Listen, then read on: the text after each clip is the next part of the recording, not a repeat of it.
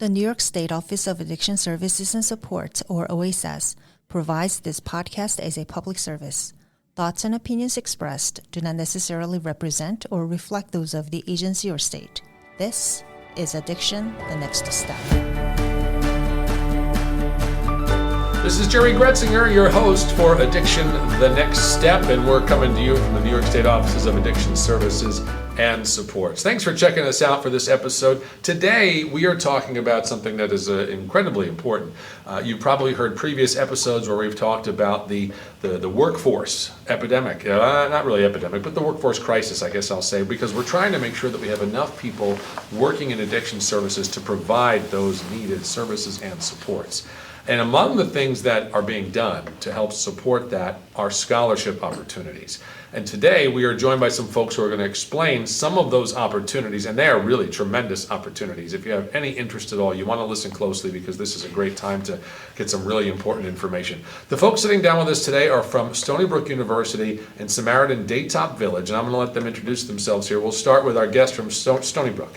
Thanks, Jerry. I'm Dr. Melissa Earle. I am the Director of Addictions Education and Online Learning at School of Social Work. And from Samaritan Daytop Village?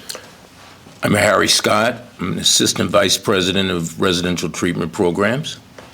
And I'm Roger Walker, Program Director at the Ed Thompson Veterans Program. All right. Thank you all so much for sitting down with us today. And as I mentioned, this is so crucially important to wanting to support the workforce for the addiction services. So let me start with, we talk about scholarships, so let's start with the university, Stony Brook University's effort to help support the workforce. I know you're partnering with OASAS, receiving some funds to help this take root. Tell us what's happening right now, and I know Stony Brook also goes beyond just the funds that are available through OASAS to keep driving this. So explain that for us. So I really appreciate this opportunity. About 6 years ago, we deeply partnered with Samaritan Daytop Village to see what are the ways we could authentically help support and develop the workforce. On the social work school side, many of our students have lived experiences, so as the addictions director for the school, classes fill up, what else can we do?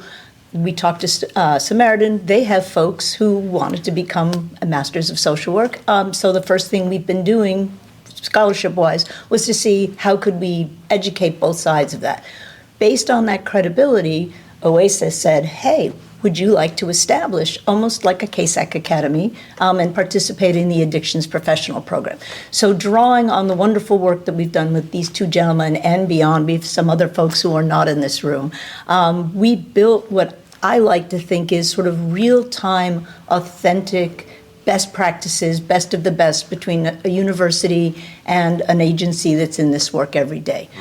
So both Harry and Roger help develop the curriculum, they teach the curriculum, they mentor the students, they make sure that their employees know about all of the opportunities, and so it's real time.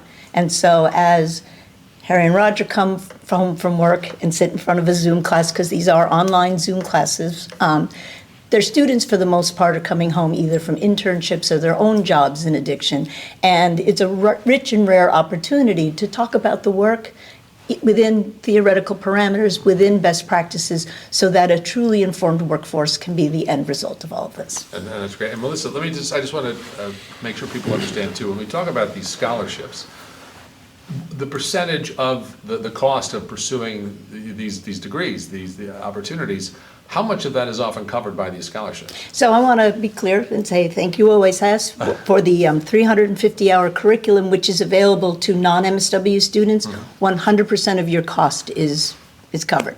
So you apply, if you're enrolled, your entire CASAC education is on the state.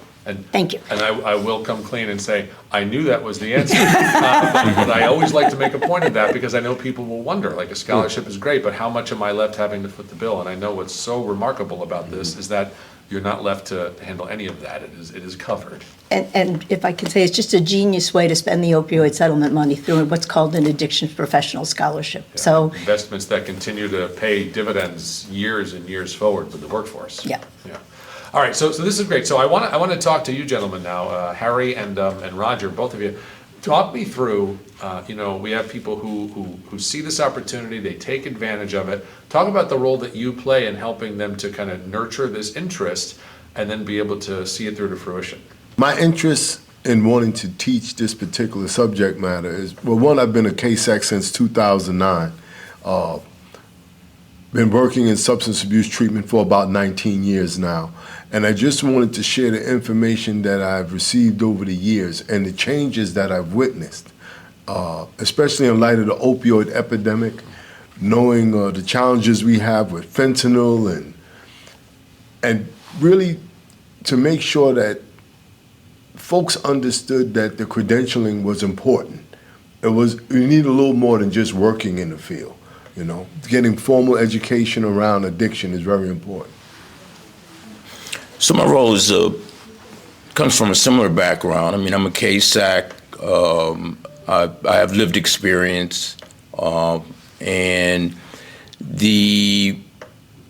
I oversee a number of programs, and so the workforce development piece is really key. And with an aging workforce in, the addiction field and the need to sort of staff our programs with competent people, the ability to partner with Stony Brook and utilize the opioid settlement funds is just an amazing opportunity for us to develop a competent workforce in our programs. And so I see our role as, helping the workforce, but also from a perspective of a practitioner and people who, like Roger and I, who are actually in the programs and have a sense of what the demands are on the staff and what being a KSAC really means and what the challenges are. And through this, opportunity, we're able to not only train and help people develop their sense of professionalism and further the goal of achieving a competent workforce, not simply in our programs, but throughout the state. So I wanted to mention too, you referenced having lived experience. And I know so often some of the most dedicated, impactful people who do provide services have lived experience as well. So as we offer these scholarships, we have people who have an interest, or I think you may have mentioned earlier when we were sitting down and chatting, sometimes they have a family member, a friend, who has kind of piqued their interest in doing something to help. But a lot of times it can also be people who've had the lived experience and now want to be a part of providing services and supports. Do you see that in the students who come through? Absolutely. The range of people who we see are not only persons with lived experiences, persons who, family, mothers, uncles, children, relatives, friends, or have suffered or are suffering with, substance use disorder. There are also people who are working in the field and want to develop new career paths. And there are people who are working in other fields. So when we look at addiction studies, whether you work in an emergency room, whether you work in a school with children, whether you work in a treatment setting, whether you work in a doctor's office, the knowledge that's gained from the study of the KSAC in terms of these various disciplines and areas can be very helpful. Yeah, and this is a really exciting time as well in the addiction studies, due to the focus on harm reduction, right? Meeting a person where they are, being able to provide services that traditionally weren't available, naloxone and substance test kits, fentanyl test kits, xylazine test kits, right? I worked in residential treatment my entire career, and there was a time when it was really abstinence-based, and moving away from that and being able to bring in a new workforce with a fresh look on the field of addiction is vital, especially, again, in light of, the challenges that we're facing at this time. Right. In so many fields, they talk about innovation, and that's kind of been the innovation here, right? The harm reduction practice and what a difference that seems to be making. Well, I think also OASAS has moved to sort of looking at no wrong door, integrated treatment. So it's in furtherance of that endeavor also. So So we're happy to sort of work with Stony Brook and, the support of OASAS to address really is a critical crisis in the industry. I mean, and it's really a great partnership all the way around. Somebody mentioned, meeting people where they're at, right? And that's the idea of harm reduction.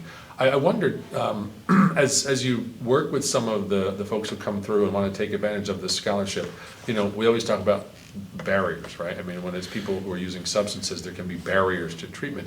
Are there certain barriers that you've heard about that people have when they think about, okay, I want to move to a point where I'm able to advance, my knowledge, my education about how I can serve other people with this, and what have been the paths around that? I'm just trying to address what people may be thinking as they listen to the podcast.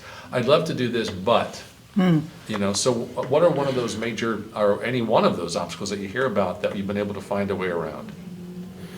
Well, one of them is cost. So we found a way around that. Because the CASAC training, when I took it back in 2007, was several thousands of dollars. So from that standpoint, it's the opportunity, to get the training. The other barrier would be access to training institutions. And this is where Stony Brook and modern technology, so we can do it on a Zoom-based platform, comes into play. We have students all over the state. So while we're based in Long Island, if you came into a classroom by both these guys doing it on Zoom, we have students who are on the Canadian border.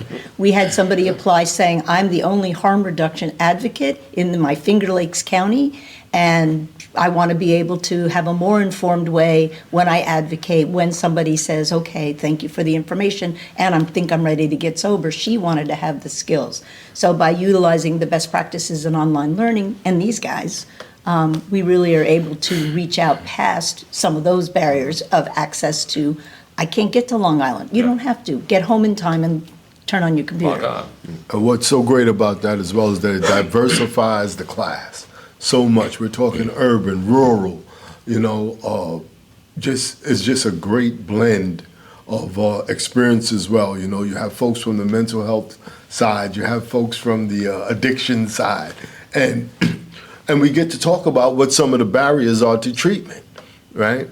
Getting someone who is co-occurring disorders, and how are we treating them, right? And gives us new ideas, how we can bridge services. So it's fantastic. Yeah, and that is so great. We mentioned sometimes, COVID and all the challenges it presented. I guess one of the positive things was, the prevalence of using things like Zoom, right? Yeah. To be able to, have meetings and classes and trainings. And so great that this is a part of this. And like you said, bringing people together from all different areas. People don't have to worry, well, I don't live near Stony Brook. Well, I don't have the money for this. So a lot of those typical barriers are gone, and the only thing you seem to need right now is an interest. Yep. Right. That's great. So tell me anything else you want to mention about the program, what people need to know, how to take advantage of it?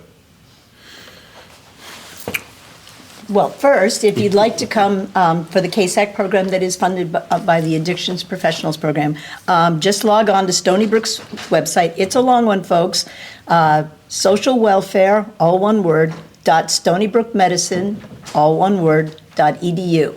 If you click in for students, there's a link to the CASAC page. All of the information you need for applying, as well as the application, is there. Great. Excellent.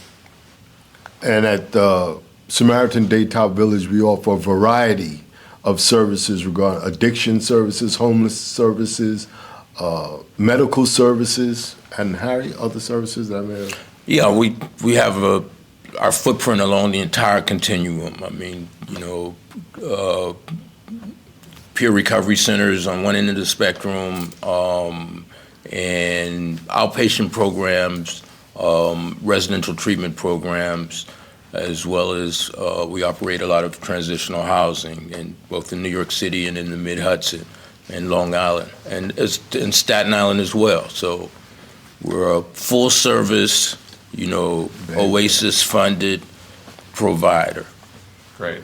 And so I'm gonna give people even another resource for information. Of course, that's the OASAS website. I'd be remiss not to share that as well. oasas.ny.gov, our Hope line, 877-8-HOPE-NY. I see one more thought here. Yes, and our website is SamaritanDaytopVillage.org. Perfect. All right, so if you want information, you can't say we didn't give you the ways to find it.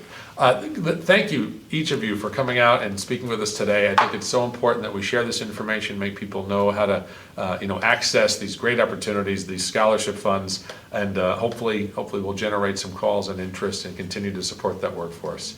Melissa, Harry, Roger, thanks for sitting down with us today. Thank you, Thank Jerry. you. Thanks for having us. And everybody out there listening to this podcast, thank you for tuning us in and checking out this edition of Addiction: The Next Step. I'm your host, Jerry Gretzinger. Until we see you next time, be well.